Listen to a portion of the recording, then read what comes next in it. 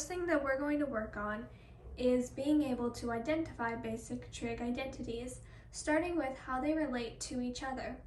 Let's get started. Sine of x is equal to 1 over cosecant of x, and remember that sine is the y value. Similarly, cosecant of x equals 1 over sine of x, because they have that opposite relationship. Remember also that cosine of x equals 1 over secant of x. And remember that cosine of x is the x value. Secant of x is, relatedly, 1 over cosine of x. In the same way, tangent and cotangent are related. Tangent of x equals 1 over cotangent of x, or sine of x over cosine of x, because remember that tangent is y over x.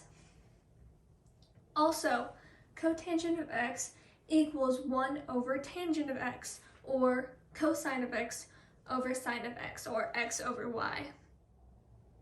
And next we have another trig identity using the idea of the Pythagorean theorem. First off, we have cosine squared of x plus sine squared of x equals 1. Again, this uses the Pythagorean theorem to find this. And in order to get something like cosine squared of x instead of simply cosine of x is to multiply cosine of x times cosine of x. So you can remember that and use that when solving for the unknown variable. Now I have two more equations up on the board that stem from this first original equation in red.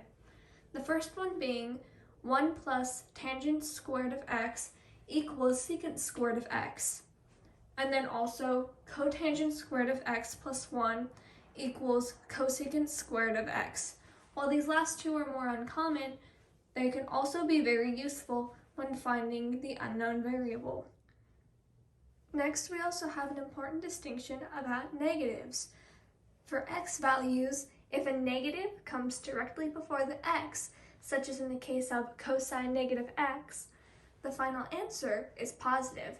So therefore, cosine of negative x equals cosine of x. This also applies to secant of x because it is 1 over cosine. And then we have everything else, which when it has a negative before the x, the equation is negative. For example, sine of negative x equals negative sine of x, which also applies to cosecant, tangent, and cotangent. And here in our last relationship, we have different relationships between sine and cosine, tangent and cotangent, and cosecant and secant. First off, sine of half pi minus theta equals cosine of theta. Similarly, cosine of half pi minus theta equals sine of theta.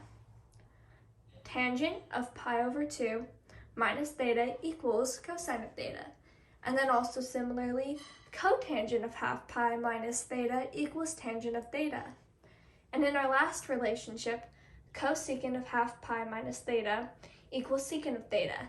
And similarly, secant of half pi minus theta equals cosine of theta. Now in my next video, I'm going to show you how to apply these different trig identities and be able to use them to solve for the unknown variable. See you next time.